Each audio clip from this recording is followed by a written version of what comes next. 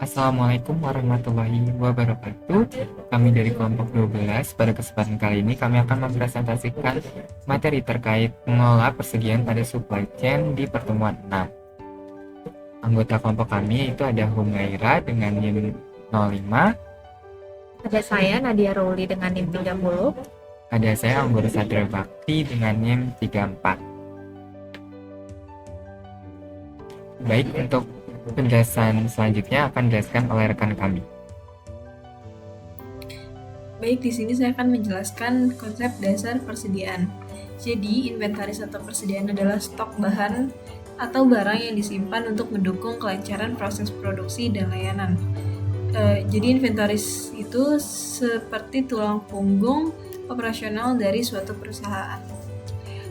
Pentingnya inventaris di supply chain management itu terletak pada perannya sebagai penyangga terhadap berbagai ketidakpastian, seperti dengan menyimpan stok, perusahaan dapat menjaga ketersediaan produk yang merupakan tujuan utama.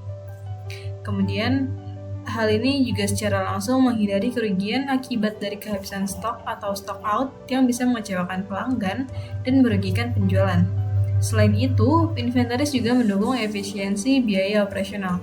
Meskipun menyimpan inventaris menimbulkan biaya, namun memungkinkan perusahaan untuk memanfaatkan skala ekonomi dalam pembelian atau cycle stock dan mengantisipasi lonjakan permintaan sehingga biaya total dalam sistem dapat diminimalkan.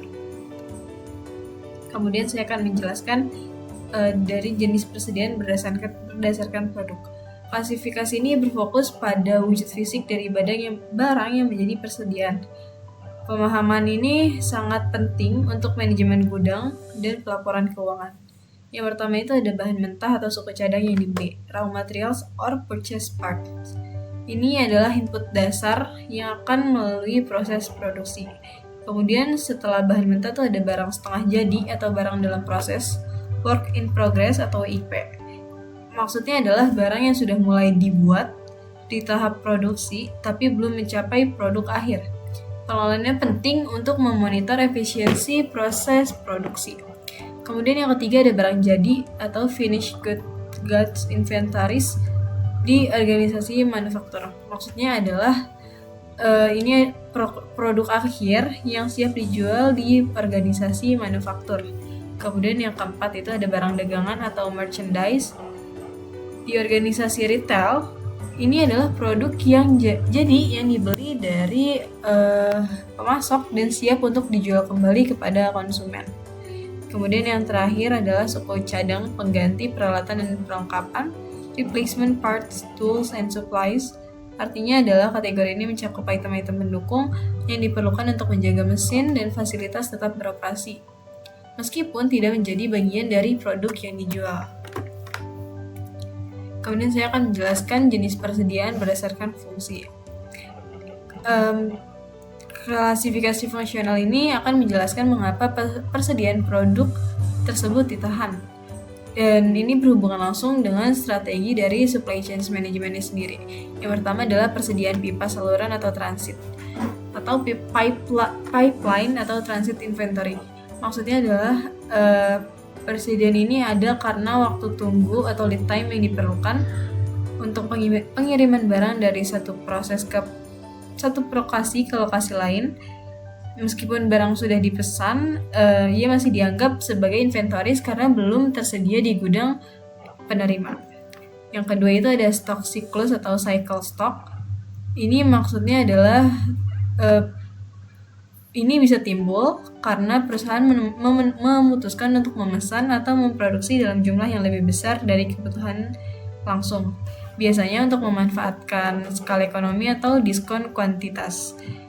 Ini merupakan akibat dari motif memenuhi skala ekonomi. Kemudian yang ketiga itu ada stok pengaman atau safety stock. Maksudnya adalah ini cadangan untuk yang disimpan untuk melindungi perusahaan dari ketidakpastian permintaan atau lonjakan tidak terduga dalam pasokan, atau juga bisa karena keterlambatan pengiriman. Yang terakhir adalah stok antisipasi atau anticipation stock. Maksudnya adalah Ini untuk mengantisipasi kenaikan permintaan musiman atau terencana yang sudah diprediksi, atau untuk mengantisipasi faktor non-permintaan seperti pemogokan atau kenaikan harga. Selanjutnya saya akan menjelaskan jenis-jenis permintaan sendiri. Jadi jenis permintaan ini menentukan model dan teknik perencanaan inventaris yang akan digunakan. Yang pertama itu ada permintaan independen atau independent demand. Jadi permintaan untuk suatu item yang tidak bergantung pada item lain atau pada produk akhir. Permintaan ini harus dihitung menggunakan teknik peramalan karena didorong oleh pasar. Contohnya adalah permintaan untuk mobil jadi di dealer, atau misalnya juga makanan jadi atau produk akhir di toko retail. Kemudian yang kedua itu ada permintaan dependent. Ini adalah permintaan untuk item yang jumlahnya bergantung pada produk akhir atau item lain. Kebutuhan akan item ini dapat dihitung secara pasti begitu permintaan untuk produk utamanya diketahui. Konsep ini merupakan penting untuk perencanaan kebutuhan bahan baku atau material requirements planning yang mengaitkan ramalan penjualan dan persediaan barang jadi dengan unit yang harus diproduksi itu, dan pada akhirnya menentukan kebutuhan bahan baku yang harus dibeli. Jadi di sini saya akan menjelaskan Economic Order Quantity atau EOQ sebagai model dasar.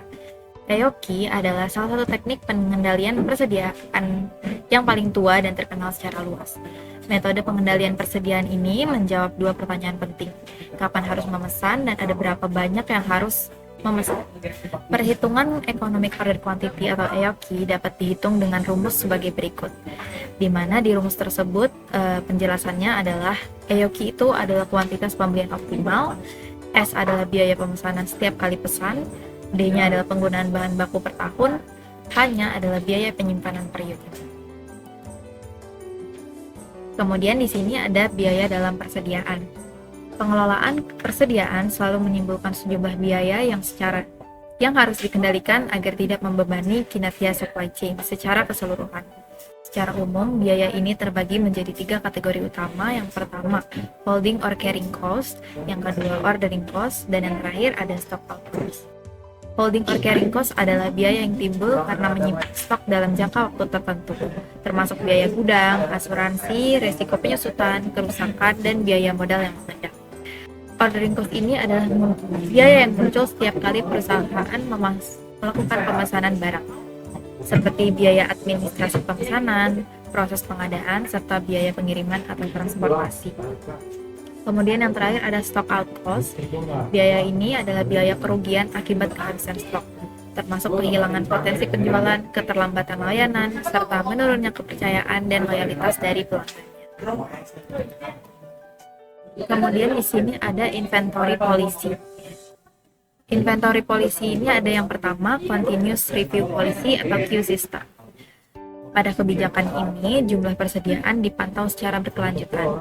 Pemesanan dilakukan segera ketika tingkat persediaan turun ke titik pemesanan ulang atau reorder point atau ROP. Metode ini sangat ideal untuk barang bernilai tinggi atau barang kritikal yang tidak boleh sampai kehabisan stoknya atau no stock out item.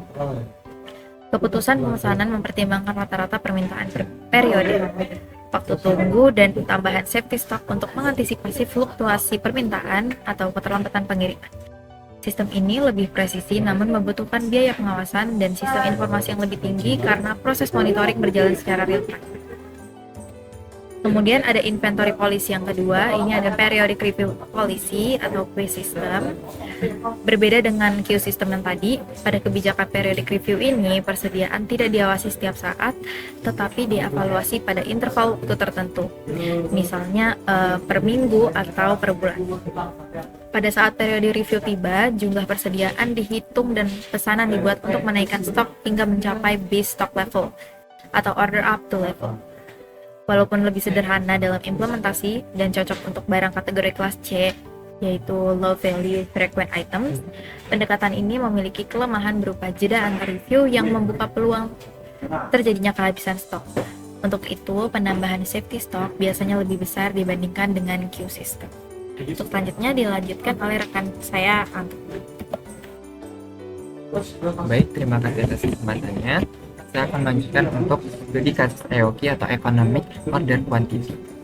Nah, konsep EOQ ini sendiri digunakan untuk menentukan jumlah pesanan optimal agar biaya total persediaan ini minimum. Dalam konteks rantai pasok modern, EOQ tidak hanya dipakai oleh satu perusahaan, tetapi juga untuk koordinasi antara pembeli dan pemasok agar efisiensi tercapai di seluruh sistem. Misalnya, di dalam industri makanan cepat saji seperti Hokben, bahan segar seperti ayam, sayur, dan saus harus dipesan dengan frekuensi yang tepat. Tidak terlalu sering atau agar biaya pemesanan tidak tinggi, namun juga tidak terlalu jarang agar bahan tidak rusak. Jika Hokben menghitung EOQ hanya dari sisi outlet atau pembeli, maka biaya transportasi dan penyimpanan bisa efisien untuk mereka, tetapi bisa menambah beban untuk pemasok karena jadwal pengiriman menjadi lebih sering. Sebaliknya, ketika EOQ dihitung secara terkoordinasi antara kedua pihak, misalnya melalui sistem berbagi data permintaan harian, maka total biaya dari kedua sisi dapat dikurangi secara signifikan.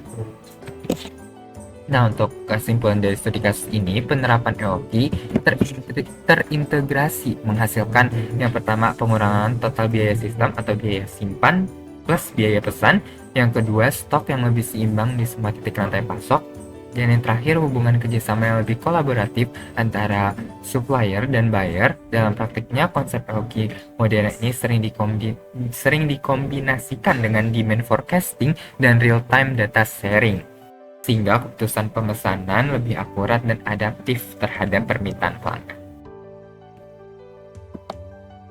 Selanjutnya ada hambatan dalam manajemen persediaan.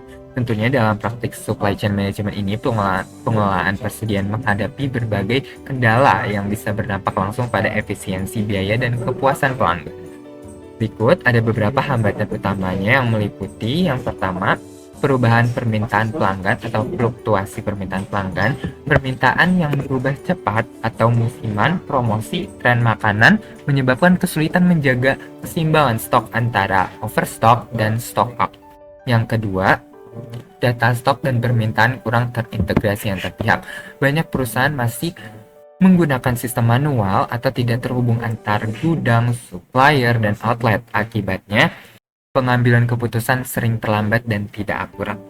Yang ketiga ada lead time pengiriman yang tidak konsisten. Keterlambatan distribusi bahan baku dapat mengganggu proses produksi tentunya dan mengakibatkan kekosongan stok di outlet. Dan yang keempat, biaya penyimpanan tinggi dan risiko produk rusak. Ini bahan makanan atau produk ini udah pasti mudah rusak, memiliki masa simpan terbatas sehingga setiap kelebihan stok berisiko menjadi waste atau sia-sia. Yang terakhir, koordinasi antar bagian yang lemah. Keterseimbangan komunikasi antara bagian pembeli, gudang, dan penjualan sering menimbulkan keputusan stok yang tidak sinkron. Jadi, hambatan-hambatan tersebut ini sudah menunjukkan pentingnya integrasi sistem informasi, peningkatan kolaborasi antar pihak, serta penerapan teknologi prediksi permintaan atau demand planning agar rantai pasok dapat lebih responsif dan efisien. Yang terakhir ada teknologi dalam pengelolaan persediaan. Tentunya teknologi berperan besar dalam meningkatkan kecepatan, akurasi, dan kolaborasi pada sistem persediaan modern. Berikut ada beberapa inovasi yang paling relevan dalam SCM saat ini. Yang pertama ada RFID atau Radio Frequency Identification, yaitu digunakan untuk melacak otomatis barang di gudang dan distribusi. Setiap barang memiliki tag unik yang terbaca secara nirkabel. Untuk manfaat dari RFID ini ada yang pertama akses data stok real time, mengurangi kehilangan dan kesalahan input manual, dan yang terakhir meningkatkan kecepatan proses inventarisasi. Yang kedua ada IoT atau Internet of Things, yaitu sensor IoT dapat memantau kondisi fisik barang seperti suhu, kelembapan secara langsung. Cocok untuk produk makanan atau minuman seperti Hokben ini. Manfaatnya untuk menjaga kualitas bahan segar karena transportasi. Yang ketiga ada VMI atau Vendor Managed Inventory, yaitu pemasok memantau stok pembeli dan melakukan replenishment otomatis berdasarkan data aktual penjualan. Manfaatnya untuk mengurangi resiko stok out di outlet dan meningkatkan transparansi dan hubungan jangka panjang antara supplier dan buyer. Nah, hasil dari teknologi yang dalam pengelolaan persediaan ini bisa menjadikan supply chain ini lebih cepat, efisien, dan transparan. Baik, sudah sampai kepada penghujung materi, yaitu kesimpulan, di mana manajemen persediaan berperan penting dalam menjaga kelancaran rantai pasok dengan menyeimbangkan ketersediaan barang dan efisiensi biaya. Melalui penerapan metode seperti EOQ, serta dukungan teknologi seperti RFID, IoT, dan FMI, perusahaan dapat mengatur stok secara lebih akurat, cepat, dan terkoordinasi. Meski masih ada tantangan seperti perubahan permintaan dan keterlambatan distribusi, kolaborasi dan sistem informasi yang terintegrasi menjadi kunci terciptanya rantai pasok yang efisien, adaptif, dan berorientasi pada kepuasan pelanggan. Kurang sekian, terima kasih. Kurang lebihnya mohon maaf. Wassalamualaikum warahmatullahi wabarakatuh.